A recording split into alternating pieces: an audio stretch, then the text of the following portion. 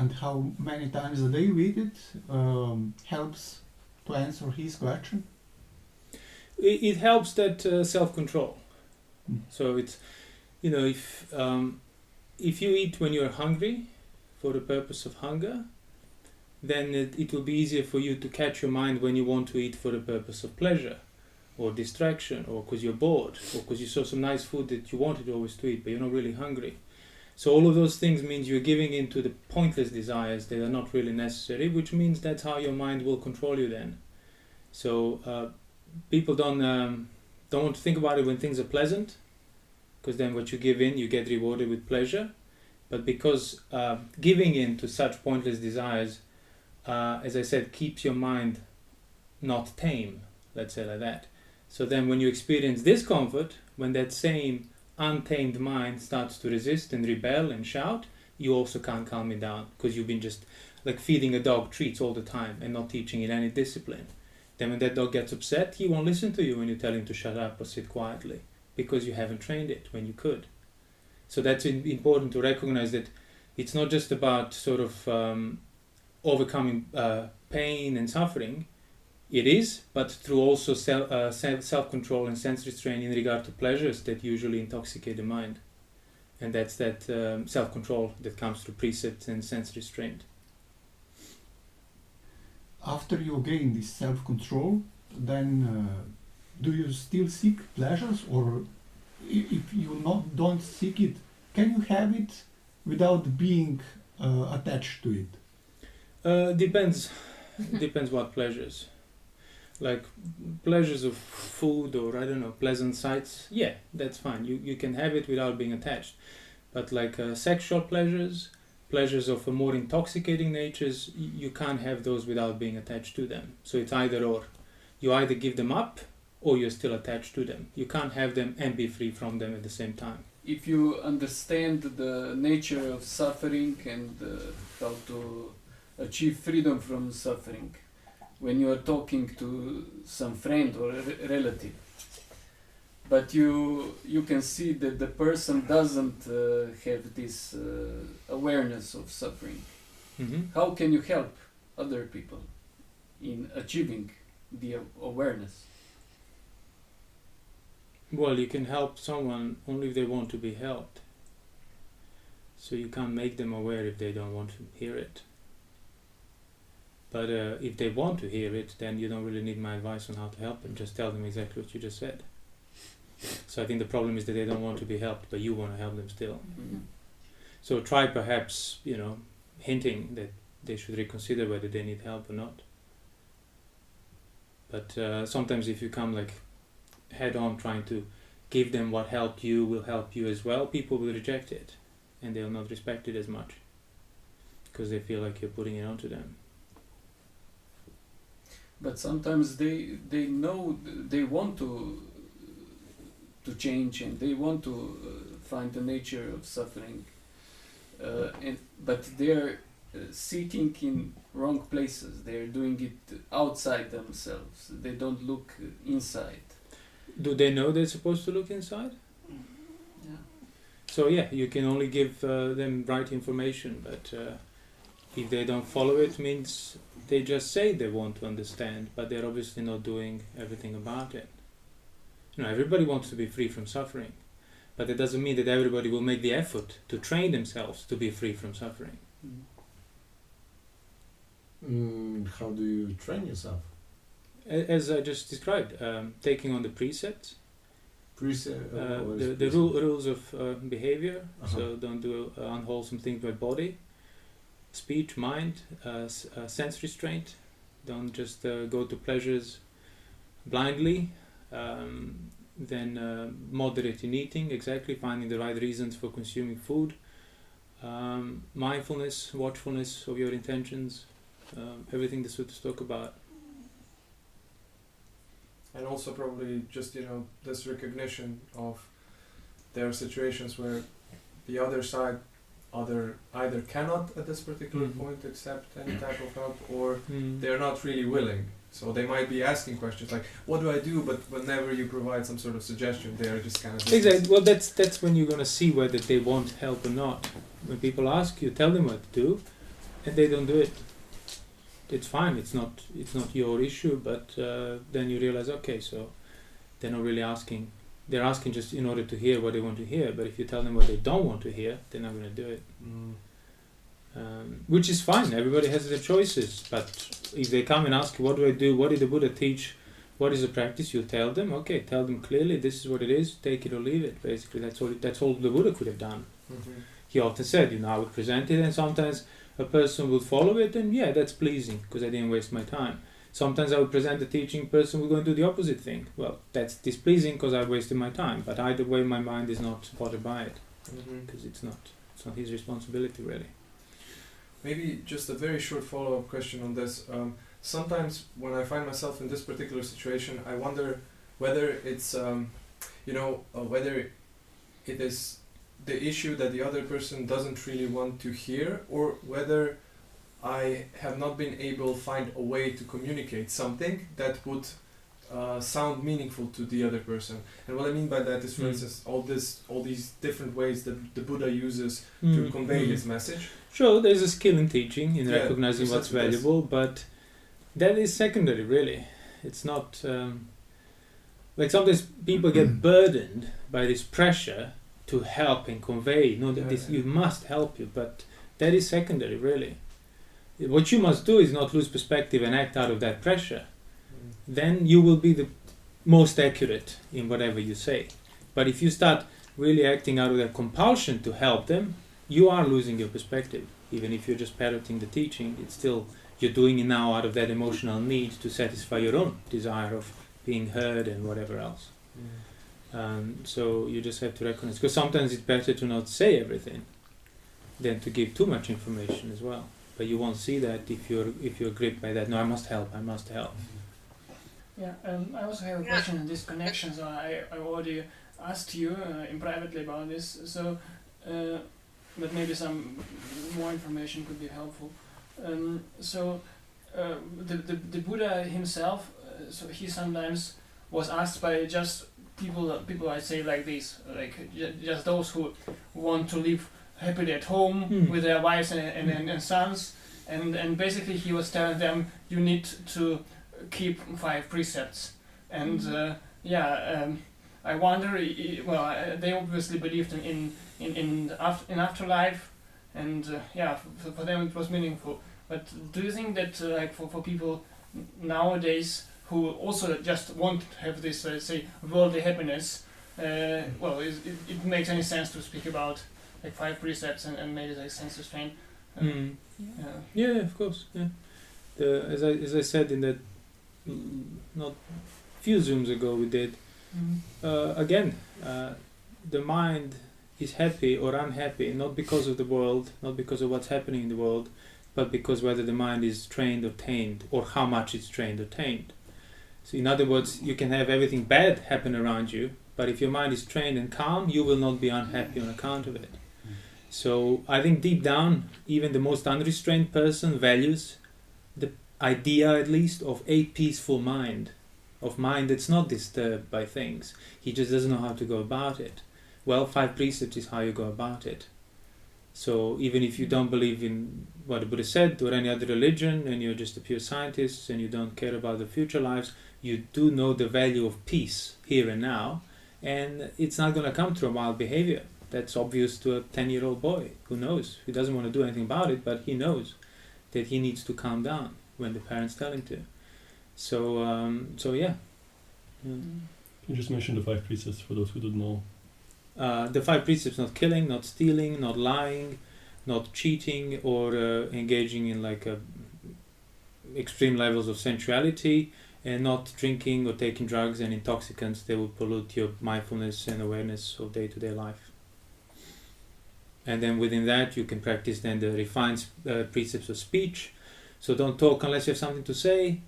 Don't insult people, gossip, spread rumors, chit chat. Just again, so first it's the physical behavior, then you hone in the verbal behavior, and it's just a training. The Buddha will often compare like training a wild elephant. You get him from the wilderness, tie him down until he comes down. When he comes down, offer him food. If he doesn't take the food, then keep him tied. Then offer him. Then he takes the food. Then he's ready to listen, and that's how you develop the training. So it's the same principle, really. Yeah, but in this connection, like, so people would generally, I say, agree that to say in normal situation it's good to follow these rules. It makes sense. But let's say, yeah, like for the war, I would ask you, like the situation that we are now in. So people would say, yeah, I mean, it's not good to kill in principle, but yeah, but I cannot, like, say, lose everything. So Well, you have a choice. Either you defend and kill, and break the precepts, or you don't. yeah. But see, if you choose to defend and kill, then you can expect the other party will do the same. So the war will never end. So violence will always bring more violence. So yes, somebody has to take it first and not do it back. And even then, it's not necessarily that other people will stop. But you don't care about other people's actions. You care about your mental state and whether you have found the peace internally. So that's why Dhamma really, it's not compatible if you want to govern the world and engage with the world. Even the Buddha himself had to make a choice whether he'll be the supreme righteous ruler of the world or go and become the Buddha. He couldn't do both. He was either or. So this is the same. You have a choice. Which one do you value more? And then take responsibility for it. But then you can't expect results from both. Like, I want the peaceful mind, although I am breaking the precepts in quite a serious way, if it comes to killing and so on. But does it mean that, let's say, for the people who have so much attachment to, let's say, to their country or maybe to their families, whatever may happen, do you think that that they are going to be more peaceful if they, let's say, try to endure this, even though they don't understand really the meaning of this endurance, just for the sake of keeping precepts, or if they, let's say, break them and sort of do stuff? So well, sure. I mean, the wild elephant, until it's trained, it will be more peaceful in the wilderness of sensuality. But that's not going to result in peace and happiness we're talking about. It's just perpetuation of the problem. So then, by perpetuating your attachments, you're perpetuating your basis for suffering. You don't suffer because the war started. You suffer because things that are dear to you are under a threat. If you have nothing dear to you, you cannot suffer even if you yourself is being attacked. Plain and simple. So if you choose to protect your attachments, that is fine, that is your choice, but that means, okay, you are choosing basically perpetuation of dependence on things that keep you not calm and not peaceful and at threat and not at ease. That's exactly what the Buddha meant by acquisitions. That was the word. The things that belong to you, that they expose you. Because of them you suffer. Because of them you're liable to suffering. So, and same with the idea of nationality as well. And the country, that's like one of the subtlest thoughts that the monk would abandon. First, the coarse sensuality, the coarse cruelty, but then thoughts of belonging to my clan, clanhood, family, country, all of those ideas of identity, those are also your possessions. And because of that you will suffer.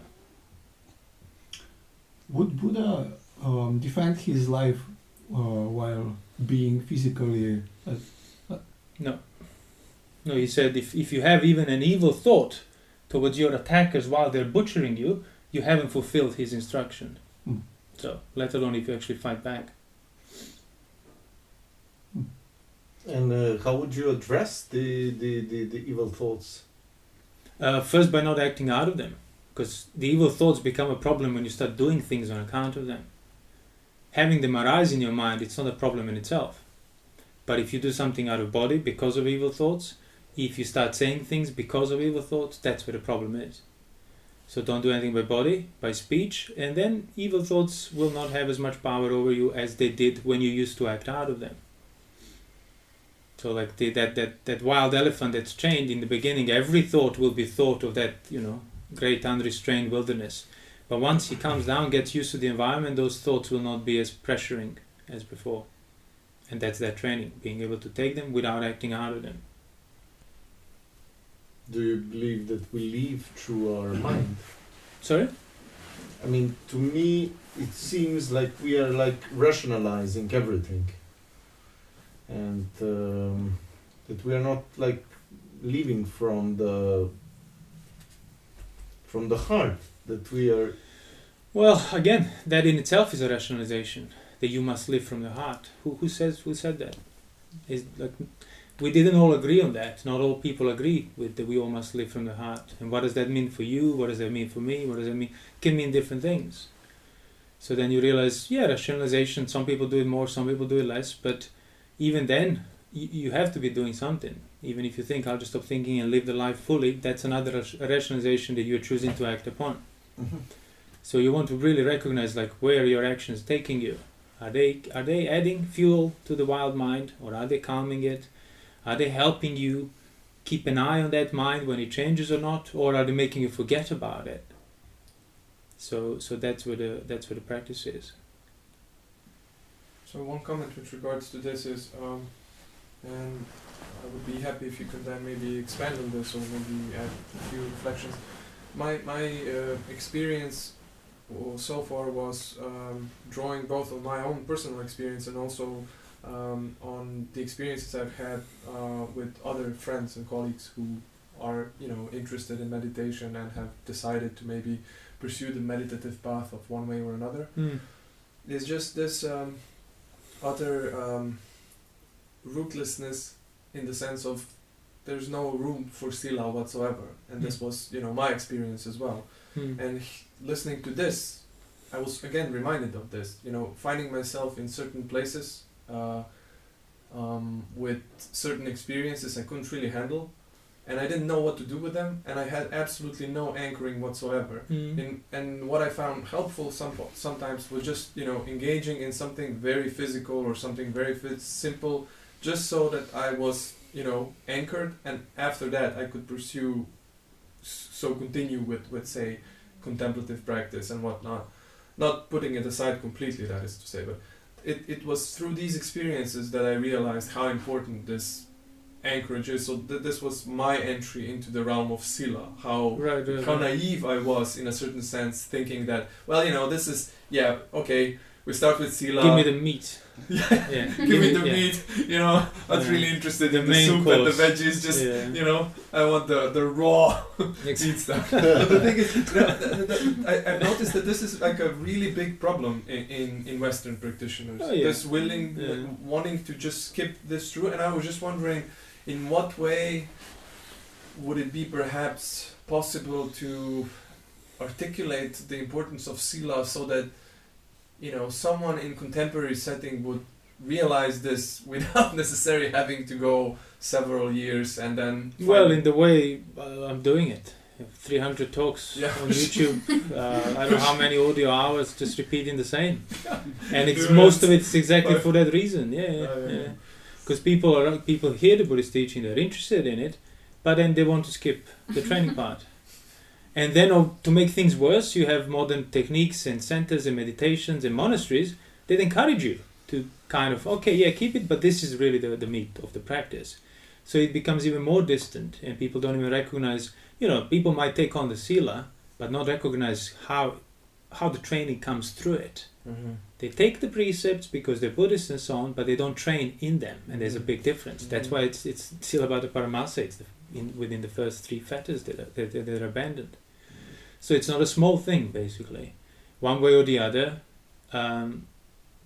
people's minds generally, regardless of the culture and education and everything else, are used to, acting out of sensuality, acting out of your own desires, which naturally then brings that whole expectation, I want to practice, give me the result, and then, you don't want to be patient about it and so on. So you just keep repeating it, and those who are willing to hear it will do so. But my experience so far was that usually... And also don't give any compromise. There is no, this is helpful. No, it's not. The Buddha was quite clear. If there is no right view, there is no meditation. So if somebody wants to practice meditation without the right view, without a virtue, without training in precepts, that's not possible, at least not in the Buddha's teaching. So now they can at least know that, in this teaching, this is what's taught. I cannot mistake it for something else or misrepresent it. And then they can choose to follow a different teacher or whatever else, there's no problem. But the problem is when people misrepresent what the Buddha was teaching and then think that this is the practice of Dhamma, it has nothing to do with it, or quite opposite, directly opposite to it. And that's why the Buddha would refer to those things like pernicious views. Not because, people are evil in them, but because, now they think they're practicing Dhamma by doing meditation technique, having precepts secondary over the weekend or something, and now they will not make the effort to practice the Dhamma or find out what the Dhamma is, because they think that's what the Buddha was teaching, full stop. And that's the worst. At least, if you prefer it and you do it, but at least if you know that that's not what the Buddha was teaching, well, there is still a possibility for you at some point in the future to come back to it and maybe do it rightly, but not if you have misrepresented it. Yeah, but it seems to me that, that in the perception of people, it seems to be like logical. This is, as I said, it is good to keep, let's say, some moral standard in the normal times. But if you are threatened, so to say, they would say, you tend to... Yeah, so then you have a choice: put your attachments first or your moral standards first. But you can't have it both. That's why Especially if they're not- why wouldn't you kill to protect your family? I don't know, up to you. I'm not saying you should or you shouldn't. I'm saying what the moral standards are. So you can't have moral standards intact and break them. It's simply a contradiction in terms. Yeah, but So if you choose to kill, means you chose to put your attachment first and your moral standard second. If you choose to not kill, means you stayed with your moral standards. Choice is yours. yeah, either that moral or that wife. Sorry? Either that moral or that wife. Yeah, exactly. Let's So, extend this. If you have, I'd rather keep my wife. this is hypothetically, mhm. but you can save 1 billion lives, or kill one who wants to kill them. Yeah, the standard Hitler question. Yeah. So what is the moral question here? Well, the moral question is that you're responsible for your choice. So the moral question is that your choice is not on the level of world and other Yeah. people, it's on the level of you choosing to do so. Yes. So if you choose to kill one person, you did commit murder. It Yes. doesn't matter if you saved thousands. So which is more important to you? To measure by the standards of the world or to keep your moral standards? Or at least the Buddhist moral standards? Do you think he would not save 1 billion life, the Buddha? Absolutely not. No? If it means killing, absolutely not. He's incapable of killing. Absolutely impossible. And now you create yourself a problem of another philosophical question. Not that I want to get into it, but who determines the value of life? Is it the sheer quantity of life? Is 1,000 is better than 1? Or is there a quality to life? One wise person is better than 100 immoral killers? Who decides that? So you're going to end up in a big sort of entanglement. In reality, that's going to result in exactly people doing what they want and justifying it with some moral standards that they themselves are breaking. Because they ignore the basic rule is that doesn't matter what the world says, doesn't matter what the state of the world is, you are responsible for your choices and your actions. So if you start putting that first, then killing will be felt differently. Even if it's... I will go to harder question. If he has... How can you make this one hard? There is a psychopath who wants to destroy all Earth, and Buddha has power to kill him. Yeah? So the whole cosmos. Okay, what would he do? Not kill him. Not kill him. Okay. That's an easy question. It's easy. Yeah, not kill him, absolutely. This story that was like one murderous And guy observe the 1 billion death. who was one murderous guy, Angulimala, who was killing thousands of them, and Buddha could have a chance, but he didn't. He was teaching him Dhamma, so he got. Well, it's not his problem. If 1,000 people die, it's Yeah. not because the Buddha didn't kill that guy, it's because that guy chose to kill 1,000 people. But I think that he has some knowledge about this universe also, and perhaps he believed or knew that there is the old stuff will be rebuilt again. Maybe, but say, following your argument, he had knowledge about the universe greater than ours, and he said you should never kill. So there you go. He probably had even greater reasons that we can fathom to say no, you should never kill. Yeah, no, I agree with that. Does this apply? Where is the border, the meaning of life? does this apply only to people or to animals and plants and so on? Where is the border? It applies to any creatures that are capable of choices and action, which is why animals are so screwed. They can't stop it. They don't have enough power to reflect and make right choices, which is why it's so hard to leave the animal realm, as the Buddha was saying. Did Buddha have some powers to calm people down with his essence, just to be in front of them, so that they won't do something they want to do just through their emotions? I mean, yes and no, I suppose. He couldn't take control or responsibility for their actions, but sometimes if people were calmed down by his demeanor, it's because they already kind of recognized the value of such demeanor. But some people didn't even recognize that he would have been the Buddha or anything like that. So yes, some people were calmed by him, but because they already kind of valued that type of appearance or behavior and maybe reminded them of that. Okay, maybe a question that is related to some of the topics that we were talking about. That's basically, in a certain sense, a minor elephant in the room, namely the situation in Ukraine.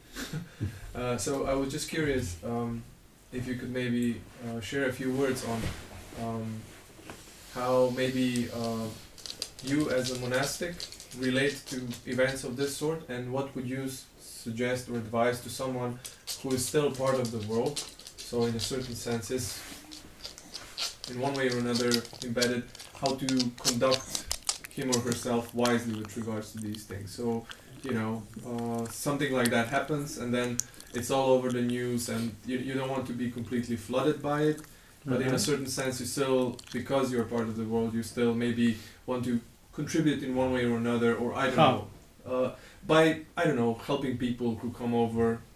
I can, for instance, do this in the academic setting because there will be specific things that we can be doing. Yeah, so you help those that need help, keep the precepts, don't break the precepts, they're quite clear what you should do and you shouldn't.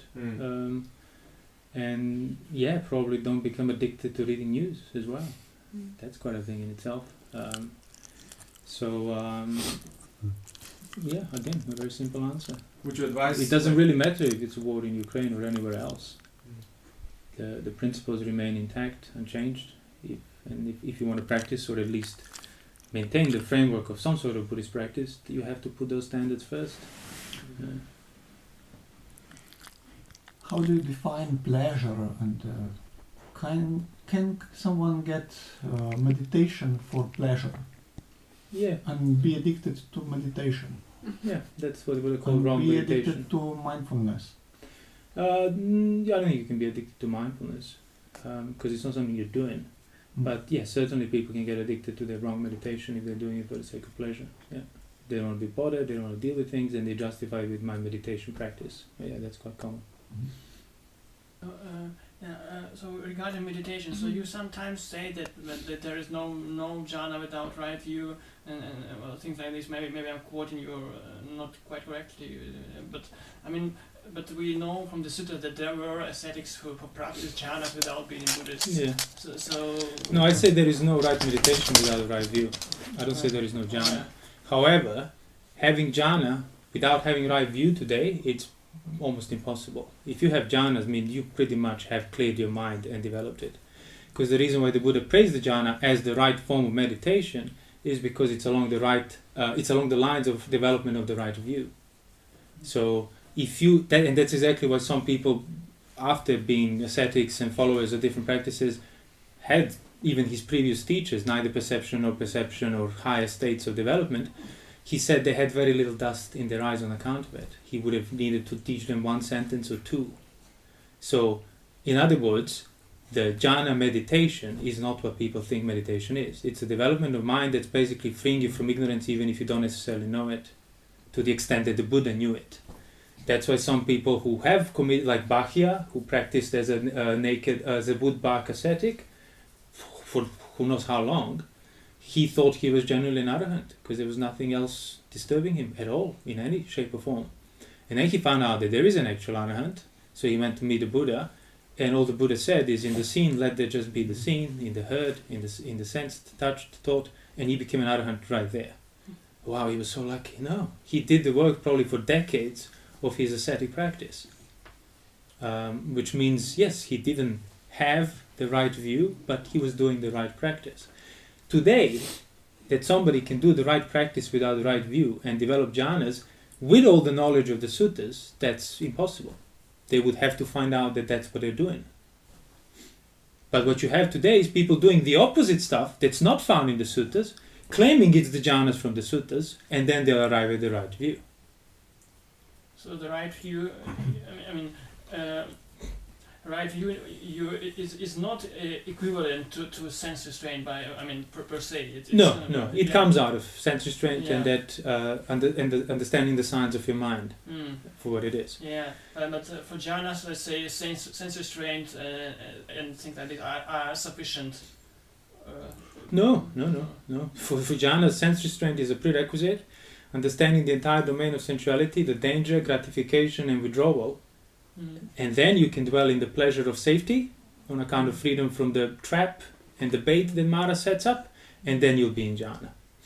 And see, all of these things are on the level of understanding and contemplation that the Buddha talked about, not on the level of meditation technique that people like to think jhanas are.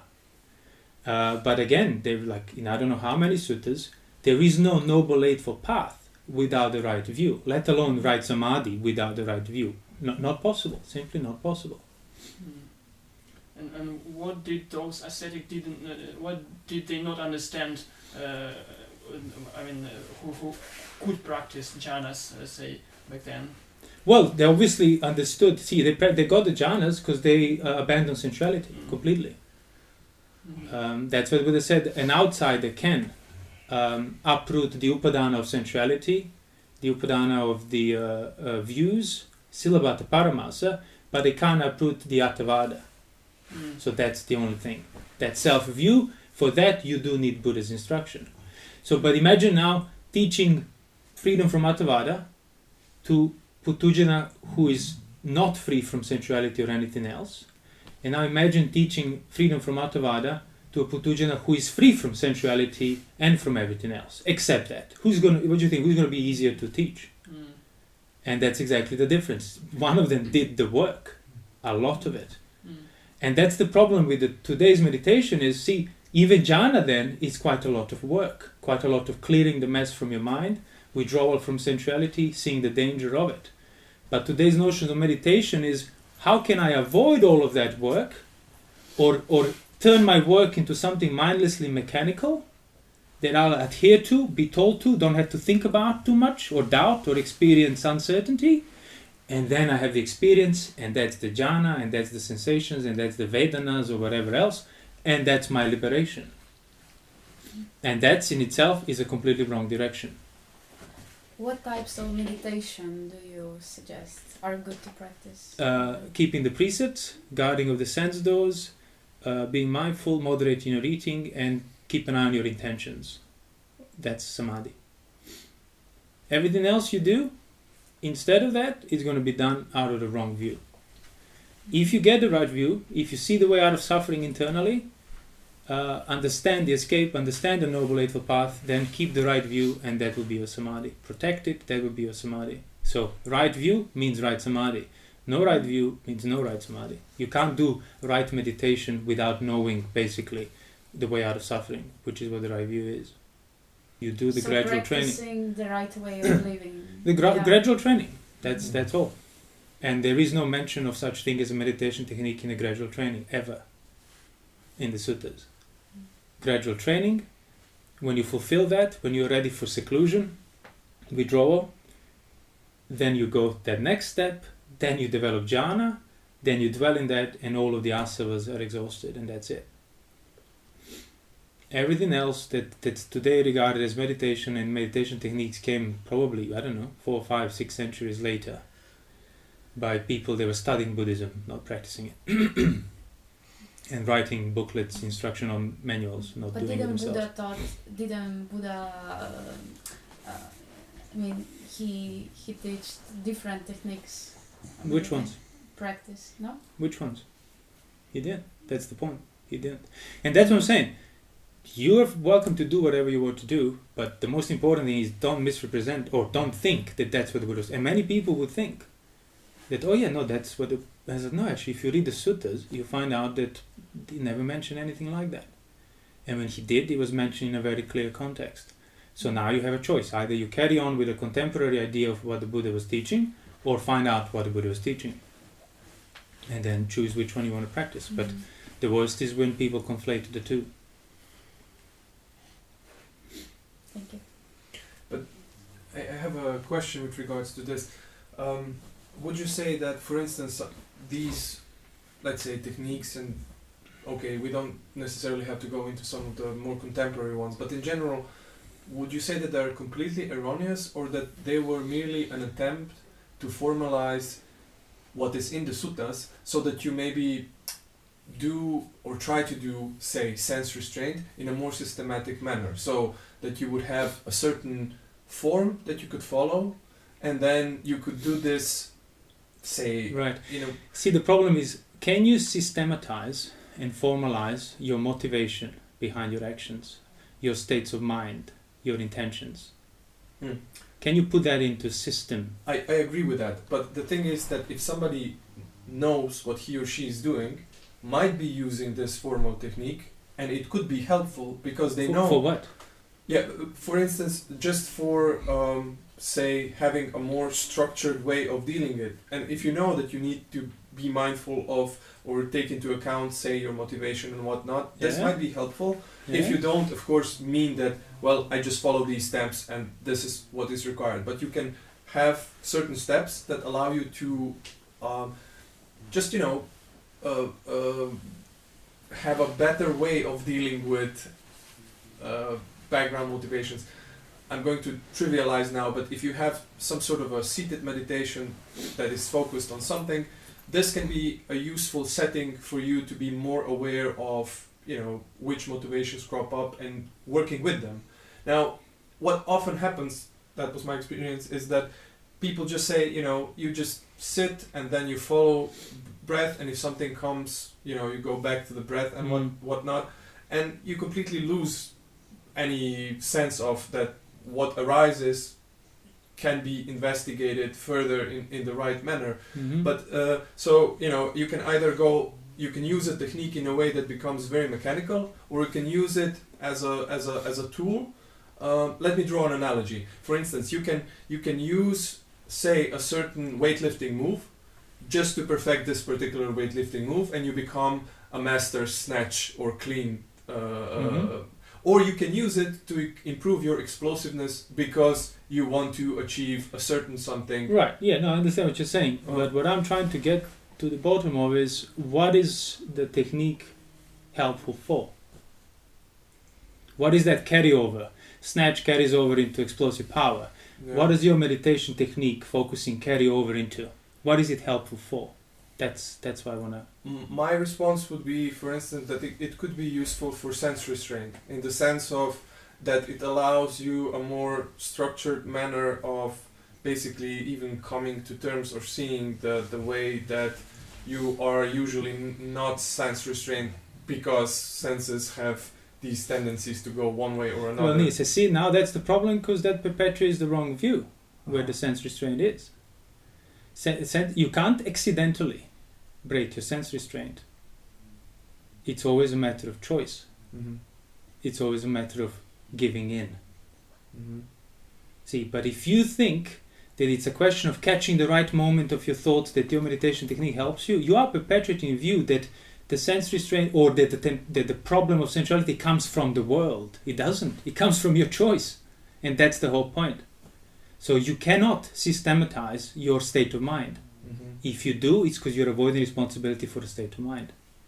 And people have a strong tendency to systematize, because if you stay on the level of state of mind, you stay on the level of hindrances, you stay on the level of uncertainty, doubt, discomfort, pressure. And that's exactly what the practice is. And that's exactly why that comes out of a sense restraint. So if you do the precepts rightly, you are forcing your mind to grow towards abandoning hindrances and developing jhana, whether you want it or not. If you do a technique, means you're managing the symptoms that you don't want to bear. You don't want to endure the uncertainty, you don't want to endure the hindrances, you want to systematize it so you know what to do, so you don't endure the pain. So you basically shoot yourself in the foot. So precepts created the base for practice, meditation technique took it away. And that's the problem. And that's why I keep saying, if you sit down to meditate because you're disturbed, you need to calm down, fine. Then you just need to calm down. But drawing these parallels of, oh, it's helpful to this or that, it just perpetuates around the wrong view of where the problem is. And it's not in the world, it's not in the sense objects, it's not in your thoughts. It's in your choices in regard to it that are rooted in greed, aversion, delusion, as simple as that. And no systematical way can that always contain it rightly for everyone universally. Because every mind has to see it for themselves. Okay. I especially understand that the point about uncertainty. Let me just give one last attempt maybe in this direction. So the question or my point would be the following, so that even of course it is your own response to a certain something that is crucial.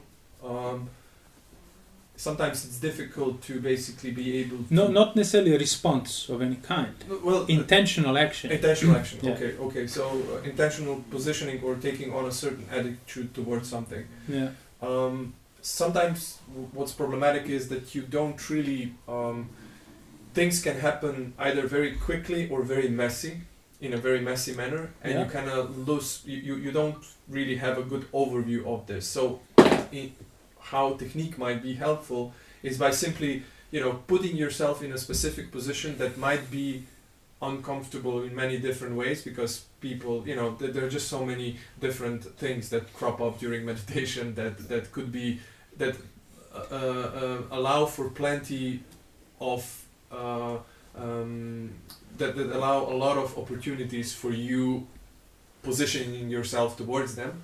And in this regard, you can just, learn how to recognize your own ways of responding in one way or another in a slightly, admittedly, artificial environment, but at least it gives you, an opportunity to recognize something that might just elude you otherwise. Such as? Well, for instance, if you find yourself... if you find yourself in a very specific situation, say in the middle of a city, you see an attractive woman, sure, and a lot of things happen so quickly that it is only when it's only over, you realize it.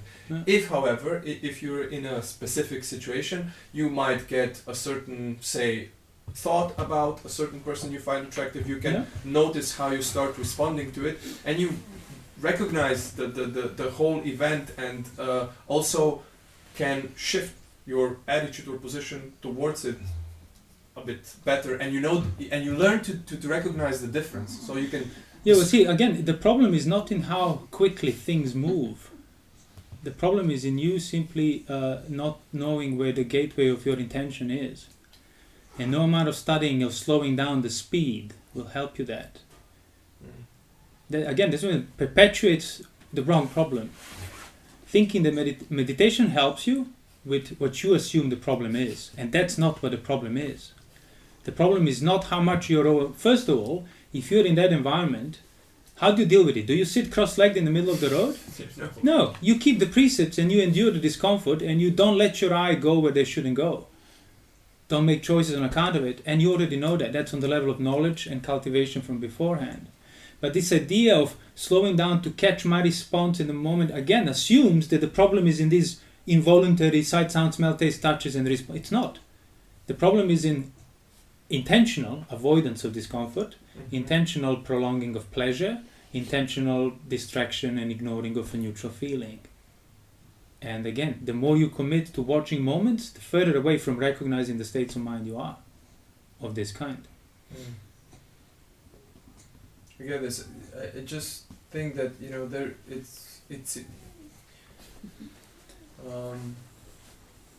sometimes it's difficult, or let's put it differently. it takes a while for one to realize or recognize, the differences between, say, a response and reaction. Like you said, people sometimes say, well, things just happened and, then a lot of events unfolded. But then if you start to discern or discriminate what is going on, and you acquire this ability to see that, then you see that it didn't just evolve or happen, but there were a lot of steps where you basically took and that's what I'm saying. The steps you're taking are not on the level you're observing. Mm-hmm. So apples and oranges, Okay. And the steps you are taking are the steps on the level of choice that in the broader sense. Acceptance, as Buddha say, he welcomes, he delights, he entertains the notions of sensuality. So say you saw something that attracted your attention in the street, you looked once, now you feel bad, you realize.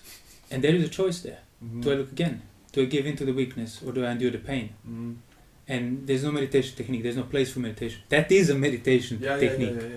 I understand. So endure the discomfort of not letting it. The Buddha said he doesn't let the eyes look at the unsuitable things. He doesn't let ear go to the domain of unsuitable sounds. They will provoke lust, infatuation, and those states of mind. And that's not on the level of mechanical watching of the moments, analyzing slowing down the speed. That's on the level of choice. And that's not something you can have in front of you as an object of your senses that you can observe or focus on. Okay. But so in my experience, meditation, let's say some meditation techniques, it seems so when Sebastian explains what he does, it seems to me that I'm doing something similar, and it seems like it helps you to do, let's say, right choices, I'd say, or not to do bad choices, simply because you are more aware of the things that's going on, so to say. And can't it be helpful in this way? Maybe you would notice it also without this technique, but it still helps you to come back faster, so to say. Come back to what? Well, to the choice that you just done, or let's say you did it, you looked in the direction where you shouldn't have looked. Normally you would continue in this direction, and only afterwards you say, okay, I shouldn't have done this. But when the mind is calmed through meditation, you can recognize this just at the moment when you just looked and made one glance in the. No, but see, now you're talking about the environment when you're not calm and the environment when you're calm. Yeah. So which one is it? Do you sit in the middle of the road to calm your mind? No, but. Or are you talking about a different instance? Well, I'd say that meditation has an impact also on your being amidst the road, I'd say. So it's like this general. You also speaking about sense restraint that sort of holds you even amidst, let's say, a situation which is not really supporting it. So I'd say the same about the calmness of mind. Yeah, I'm not denying the calmness of mind. I'm denying that the focusing practice results in contributing to your intentions. Because what are you focusing on? Can you focus on the intention of your mind? What is the object of your focusing in your meditation? That's my question, I suppose. Well, yeah, it's, how should I say, for me, it's, I shouldn't call it focusing really, but it's more like you try to stay somehow with the breath and it's like putting some and observe your intentions on its background. So it's like, I'd say. Sorry. Absorb the intentions. Observe. Observe. Yeah, observe your intentions, or like your thoughts, what you're thinking about, and try not to, let's say, not to get caught in them in a manner that you sort of.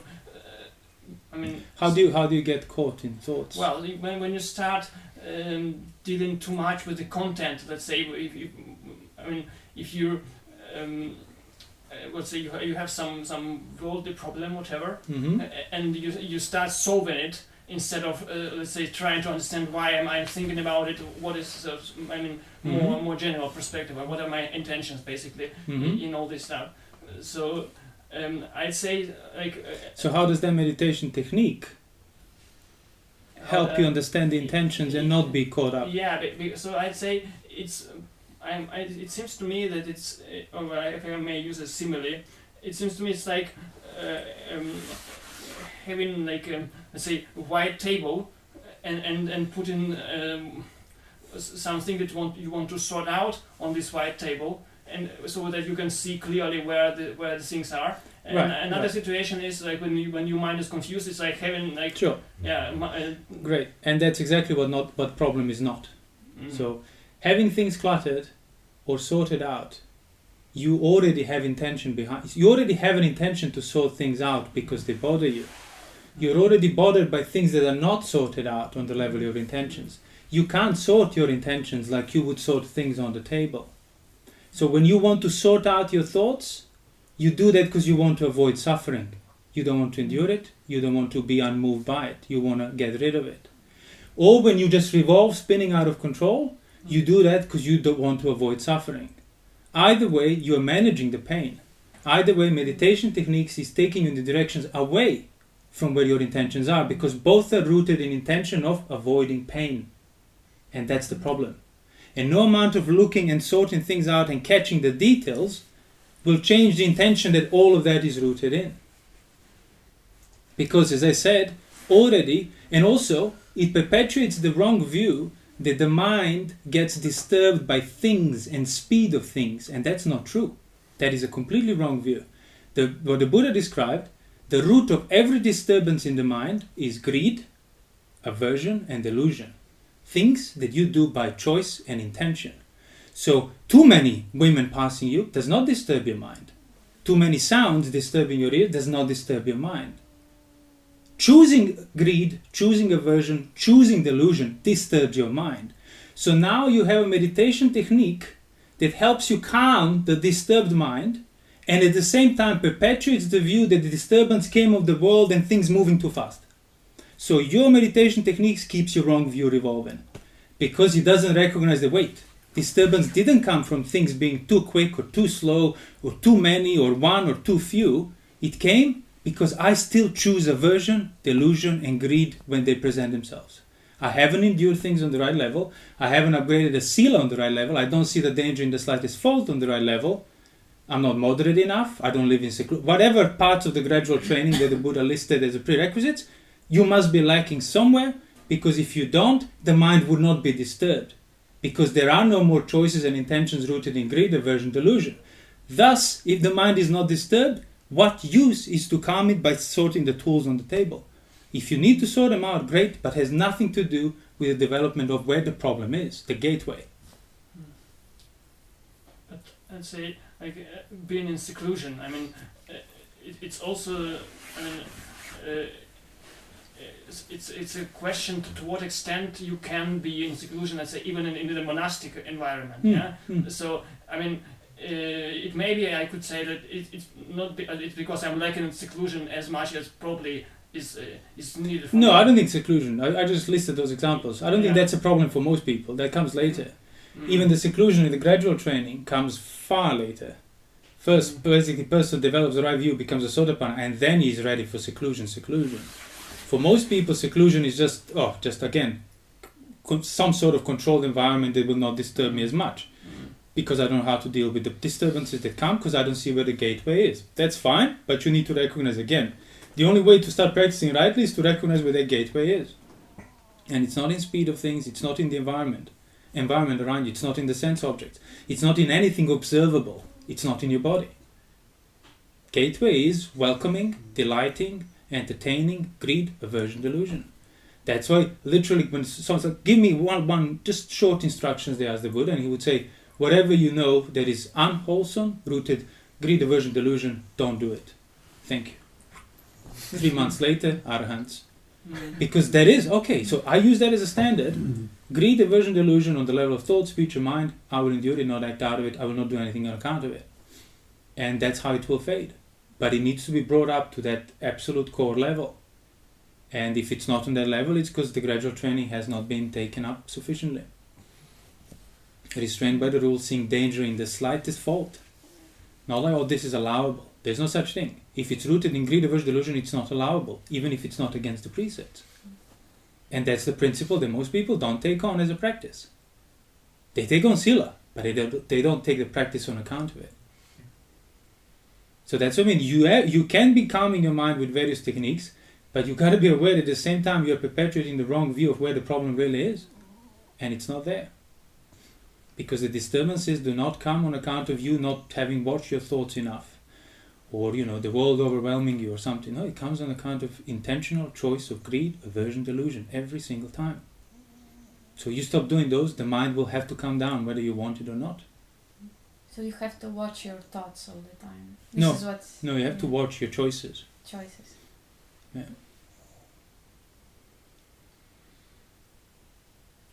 Would you say that, for instance, let's leave aside the term technique, Mm-hmm. okay? It's too Latin with connotations.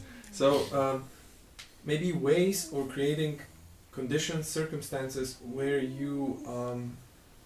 This for me, the reason why I'm asking all of this, because this for me was important in the sense of even learning to recognize greed, for instance, or delusion.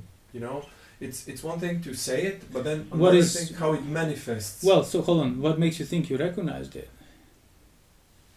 Well, I mean, you know it when it manifests itself, but you. So, for instance, you know what this term, which phenomena it designates. However, it's sometimes difficult to see how it manifests in specific contexts.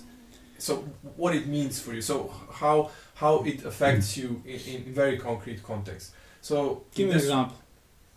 An example Of seeing delusion and seeing the specific context of delusion. What do you mean by it? Okay, maybe maybe I can take greed or something Okay. like that. It would be just, for instance,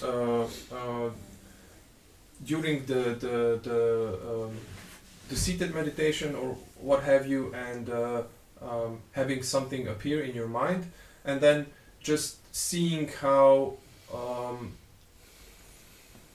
entangled and you become, and how the emotive responses are towards that, where you want to simply cling to that, or you don't want to get away from that particular thing, and then the thing itself, you realize it's not really that important, but the overall response that was evoked is. But why is that a problem?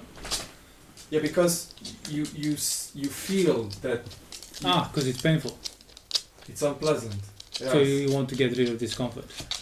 I see where you're going. It comes back to that, acting Yeah, out of of course. feeling, yeah. And that's my point, yeah. Yeah, but I mean, So you recognize yeah. that the pain is the problem. So you analyzing your responses are all rooted you just because you don't want this pain to be here. So What if you are are- acting out of aversion towards pain. Yeah, but see, that way you can recognize aversion again. So Well, you haven't.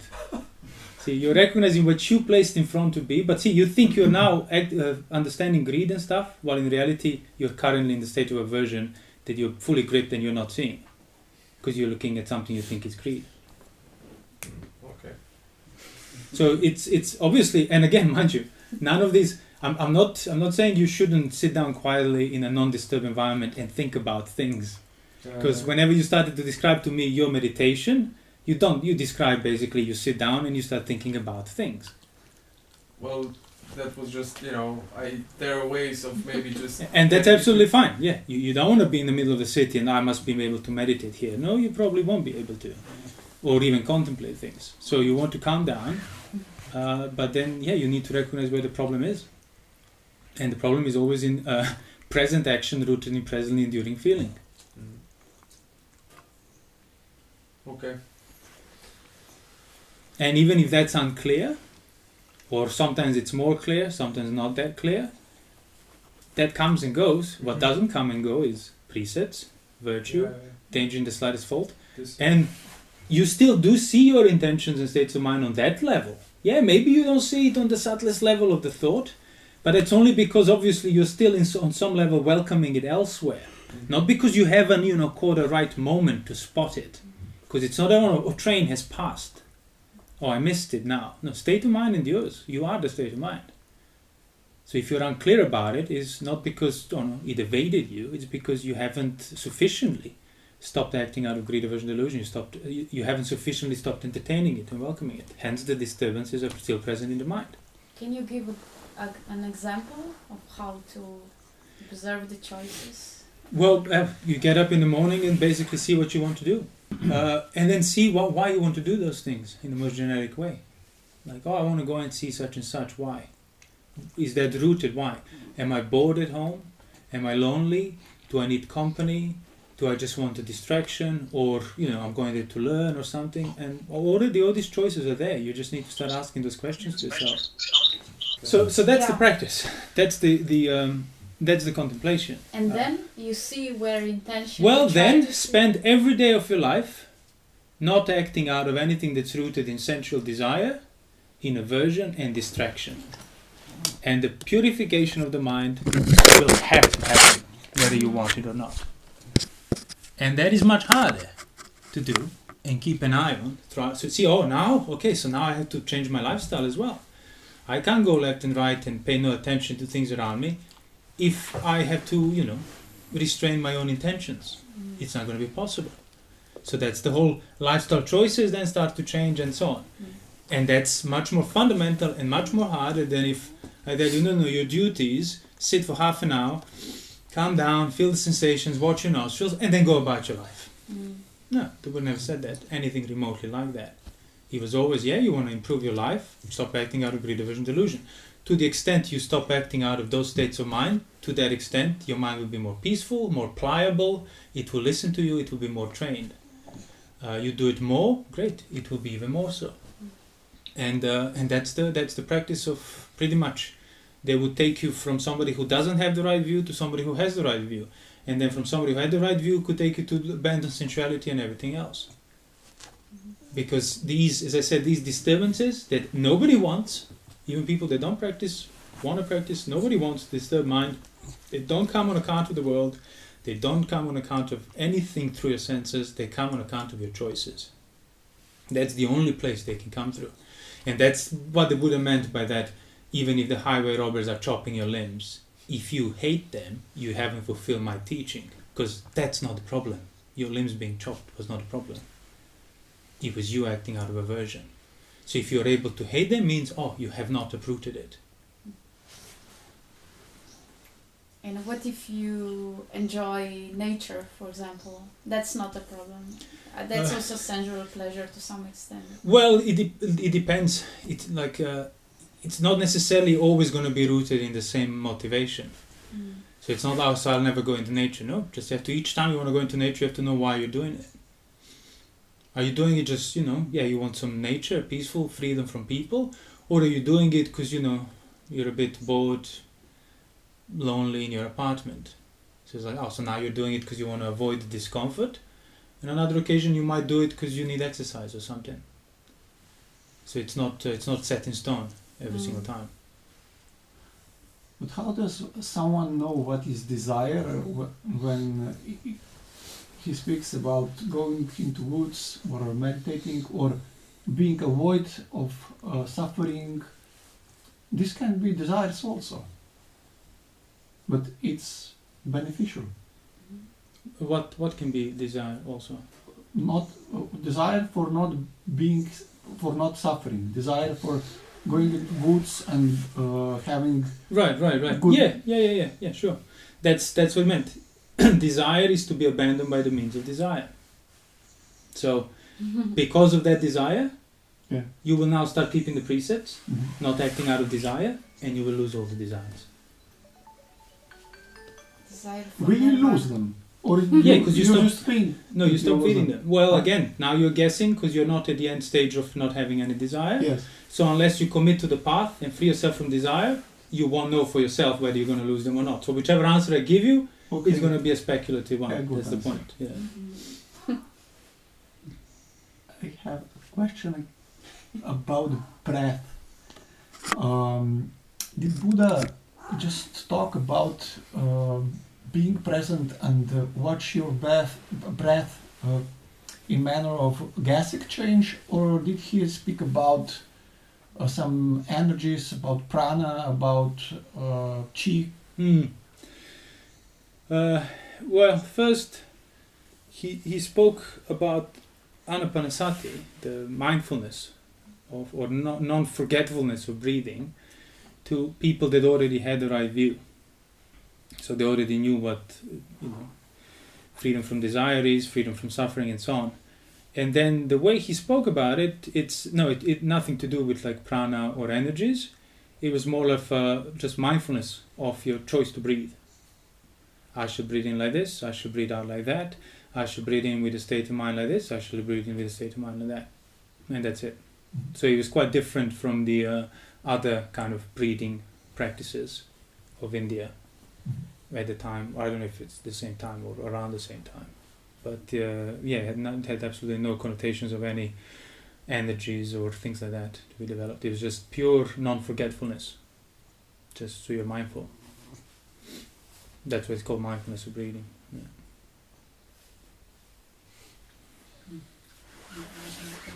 I have a question in this similar lines. So it seems to me that it was the saying that I wanted to refer to actually. The desire has to be abandoned by means of desire. Maybe aversion, and also by the means of aversion. Isn't it, for instance, if somebody meditates in order to get rid of let's say, unwholesome states, can't it be regarded as, well, let's say, wholesome aversion or a wholesome desire? Well, yes, if your meditation is right.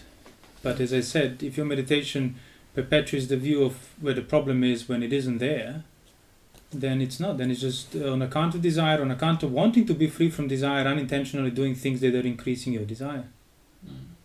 So that's why it matters what you do. Not everything will free you from desire. But yes, everybody needs to want to have a desire to be free from these desires because they're so unpleasant. But how you go about it, that's now the difference. So basically, it's not that this let's say desire to get rid of let's say unpleasant thing is the problem, but the problem is the wrong approach. Yeah, exactly. Yeah, like as I said, when when he doesn't welcome, he doesn't entertain. You can go differently about those things, like the thoughts of sensuality. You could just, I will not think that. Yeah, that's one way of getting rid of. Or you could, I shall not open the door for this, and they will leave. That's another way to get rid of. But they are mutually exclusive. You either have to open the door and get into a fight, and try to deny it or chase it, and exhaust yourself and abandon the gateway, or you simply recognize, wait, as long as I don't open the door, they can't come in. So yeah, they might shout and scream in front of the door, which is what I used to find unpleasant, which is why I opened the door and tried to calm my mind. But that's not where the calmness was. The calmness was is recognizing the gateway, protecting it. As the Buddha said, you find the city with only one entrance, one in and out, and you stand there. And you see who comes in or who not. In this case, in my simile, you don't open the door and they leave. So either way, you haven't welcomed it. So that's what I'm saying. Like there is a difference in the way a person will go about it, and that's pretty much determining the intentions behind why you're doing it. And then you will know whether it's in the immediate aversion of I don't want this pain, or if it's like a broader picture. Oh yeah, I am practicing towards freedom from desire in that ultimate sense.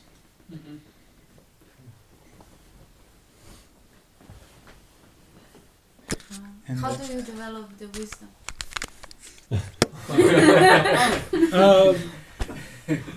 By this practice. Exactly. Repetition. Wisdom is not on the level of intellectual answers. Yeah. It's on the level of being in control of your mind, not losing perspective. That's like the wise perspective. Person who is wise is the person who has perspective on things, who is not caught up in details of them. So, and you develop that by everything we've been describing. Do you have a name for the state where someone can manipulate emotions and feelings in a manner of just like driving a boat? A boat has its path. This path is like emotion. Mm-hmm. Okay. Now we are in emotion of joy or anger or something. This is a boat. And now someone can just turn the wheel and we go into another emotion or no emotion. He can stop it. He can, and this process is like seconds. Like controlling emotions. Controlling, yes. No. Certainly in the Buddhist teaching, that's not how emotions are described. Mm-hmm. Okay, if you were to have a control over emotions, you wouldn't have been in a boat that goes in the direction of pain to begin with. That was the Buddha's point. Mm. So you might act out of emotions and create new ones and distract yourself with sensuality, but fundamentally you are subjected to them first. So if you were truly in control of them, you would never experience pain, because nobody wants pain. And if you're a master, means the pain would not be able to manifest itself. But the fact that it does manifest itself, even if you quickly evade it, means, well, yeah, but you are still subjected to emotions first, which is why they still come when they want to come. Which means time will come when you will not be able to steer the boat to pleasure. Mm-hmm. And you want to recognize that before that time comes, like what we said. And that's the whole training.